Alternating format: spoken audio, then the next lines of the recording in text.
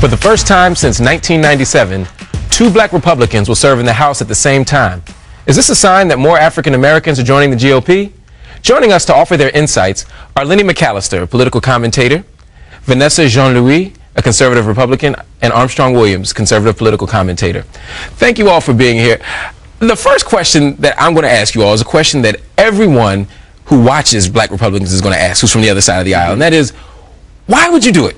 Why would you become a black Republican in light of everything going on in the world, in light of all the history of the Republican Party? Why would you choose this path of being a black Republican?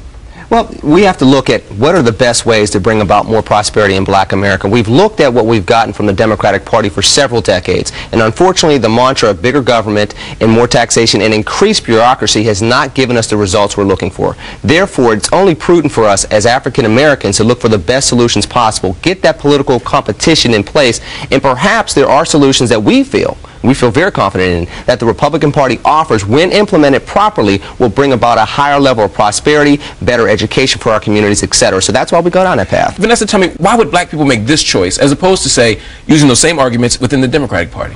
Okay, well, I wasn't always a Republican. My parents came from Haiti, and they identified with the Democratic Party because they were told that's what black people and that's what working class people do.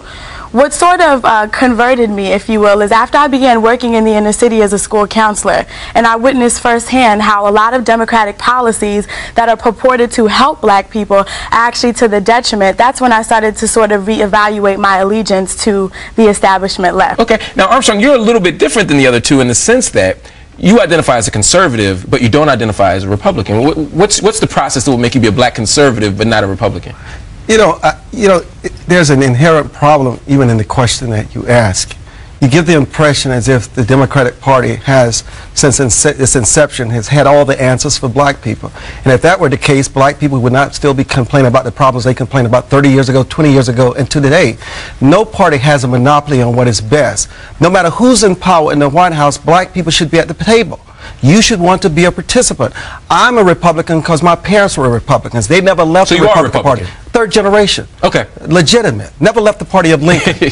And so, but I believe that you should not put all your eggs in one basket. You should have equal participation in each party. There are too many issues in this country, and the Republicans have maintained power for too long for black people to say, I'm going to remain on the liberal plantation, because it is a plantation. They're all a plantation. But you've got to go in there, work relationships, work policies to make sure they work for communities for their improvement. So what do you say to people who say the Republican Party isn't a comfortable home for black people because they're so marginal? You know, you go to the RNC convention, I was there in 2008, and there are black janitors, there's black radio hosts, there's black people in the stadiums, there's black people down the street. When I look on the floor, very few African Americans in the crowd, very few African Americans having prominent positions in the party. What is the Republican Party? That was the harvest of Southern strategy for 40 to 50 years, and it came back to bite Republicans on the tail, because you now had Barack Obama on the other side of the aisle running and making history. But you look 2 years later, you have Michael Steele that came in as the RNC chair. You have diversity throughout the state level and federal level of candidates. You're starting to see that change within the Republican Party. Now again, it goes back to, are these going to be seeds that are going to take root? That is where the challenge comes in. We have to make sure that the communication of what we're doing as far as diversifying the Republican Party as we go through this culture war, because you have the establishment Republicans that aren't necessarily down with this as much as the nouveau, the new school Republican is. I don't necessarily agree with him. Push back. I think Lenny and Vanessa is a very important sign of the progress that the party is making. Yeah. I think that the Democratic Party, the unions, and the left has done a very good job of demonizing Republicans as being racist, anti-black. You're not welcome there. They're still members of the Ku Klux Klan. And they forget about former Senator Robert Byrd, who's deceased now, who was the Grand Dragon of the Ku Klux Klan. I think it's more about... How many years ago? Yeah, but he was still the Grand Dragon. If he had been a Republican, he would still be vilified today. So come on now. That was 60 years ago. But still, he was a Grand Dragon. And the standard is very different if you're a liberal Grand Dragon, if you're a Republican Grand Dragon. You know that. I just want to know how many black people you have to lynch to be a Grand Cleveland of the Ku Klux Klan. Absolutely. That's always been my question. But I just want to sort of piggyback off of what my ideological brethren have been saying, and that's I think we need to hold both accountable. We need to hold the Republican establishment accountable for not doing enough to convey how some Republican policies can benefit the black community, and we also need to hold black people accountable. Don't just automatically dismiss something someone is saying by virtue of them being Republican, and don't just automatically accept what a Democrat says. I believe in a la carte politics. Look at what both sides have to say and formulate an objective opinion.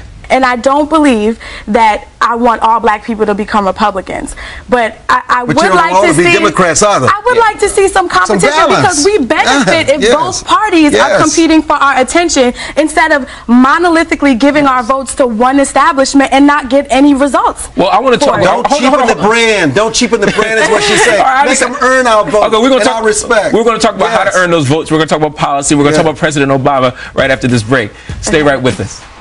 If we take off the label Republican and we take off the label Democrat and we ask most black people which views do you align more with, more black people align ideologically with the Republican Party.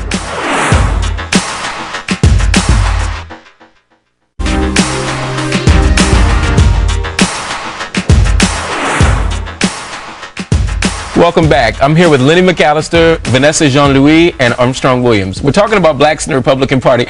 I have to ask you all a question, because there are a lot of cynics out there who would say that black folk join the Republican Party because the line is shorter, quite frankly, right? That you can get to the top of leadership, that you can get on the pundit circuit, you can write best-selling books if you're just willing to espouse Republican values as a black person. What do you say to that? Well, number one, you have to show that the values are a part of your way of life. And number two, in order to go against that criticism, you got to show that you love black people and you love America more than you love the Republican Party. All you can do is try to help people with the policies and the philosophies that you espouse. If you can't do that, then you are exactly what people are calling you. Yeah, and I take question with the premise of what it is that you just said, because if we take off the label Republican and we take off the label Democrat and we ask most black people which views do you align more with, more black people align ideologically with the Republican Party. The difference between us and them is we vote certain issues. On most of the issues, okay? But the difference between us and them is we actually vote the way we think. Listen, for me, as I said earlier, it's a way of life for me.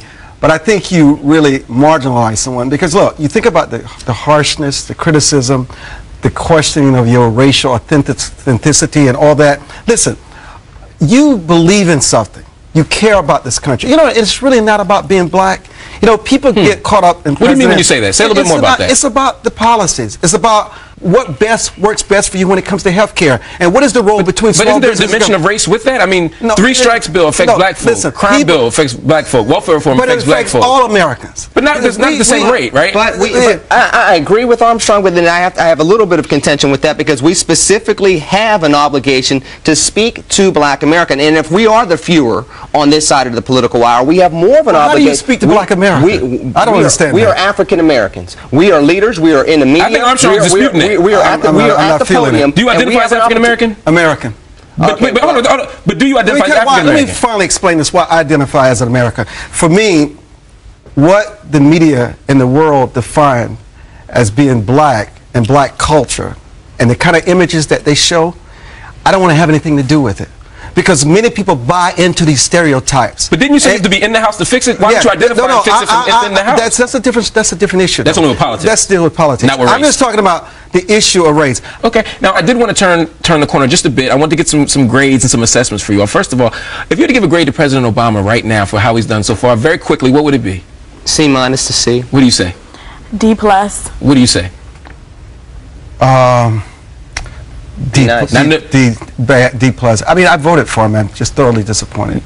The issues were, in the election with President Barack Obama, given the history of this country, yes, that only white men had ever occupied the White House, and they definitely weren't the most competent and the best that we'd ever had and the most qualified.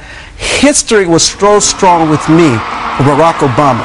My vote for Barack Obama had nothing to do with economics, had nothing to do with the best interest in the country. I voted for him because he was a brother. Race played a role, and I tried not to do it, but my conscience would not allow. There is no way at that point in my history. So you put issues aside and just voted on black. I had no choice. So you were somebody who doesn't identify as black, voted for somebody I'm just telling you who how did identify as black because they were black. Yeah, history pulled me where I had no choice but to pull the lever for him, and I don't regret it. I just could not do it any other way, because I want to be able to tell my kids and everybody else one day, when that moment was upon us, no matter whether I vote for him again or not, but at that time, I had to. Is the Republican Party ready to nominate a black person? We've seen the Democrats do it. They wanted to put up Colin Powell. He was the one that said no, and that was 10 years before we got Barack Obama, so I think so. But the good news is... I'm saying are they ready to nominate one? Not have one run, but actually win the nomination. They will nominate one, but it won't be because they're black. It's because they're the best candidate and have the right values that the Republican Party's platform So is Michael still RNC chair purely because he had the best possibility to be the leader, or was it because he was black? Well, if President Barack Obama were not in the White House, Michael Steele would not be chairman. So the Republican Party does make decisions based on race? Well, Michael Steele was a very good, very shrewd, but also Michael Steele was more than just being a black man running the RNC. Michael Steele had, at that time, he had the media presence that the RNC chairs didn't have at the time. He was able to touch the young voters and young people in the Republican Party. He started the hip-hop Republican movement. He didn't start that, but he mentioned it. He had no problem dealing with the Tea Party. No, I mean when he said that the Republican Party should appeal to the hip-hop generation. He mentioned all that stuff, and he has been able to go and talk to folks in a diverse way that the Republican Party had not been able to do previously. So, with that said, he's been very successful in a way that previous chairmen have not been. Okay. Sit right there. We have a little bit more time, but I want to go to commercial for a moment. We'll be right back. 2012, does Barack Obama get reelected, yes or no, and why? If there's a Republican that could speak to middle America effectively, unlike McCain and some of the other candidates, yes, he's going to lose the White House in 2012.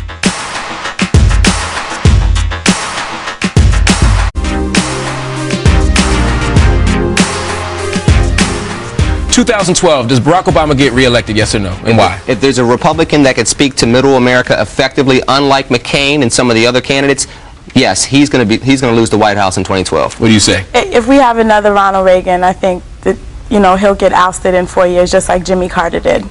I'm really concerned. I see this Sarah Palin movement, and I never thought it was serious enough, but I actually think that it's frightening, actually, that Sarah Palin could be the nominee, and if she's the nominee, President Barack Obama will win again. Are there any black people on the horizon in the Republican Party to be the next president or speaker or something? I would love to have seen Condi Rice go after something, but I think she had too much of the Bush albatross around her neck. But she, I think, would have been very good when it came to an international perspective, and would have, the same things they said about President Obama helping our international reputation, she would have done that if she would have been able to become president. Despite being one of the architects of the war in Iraq and Afghanistan? Well, she was also under the direction of President Bush at that time. Now she would have been her own woman as the president, and as the first woman president, it would have made a significant difference.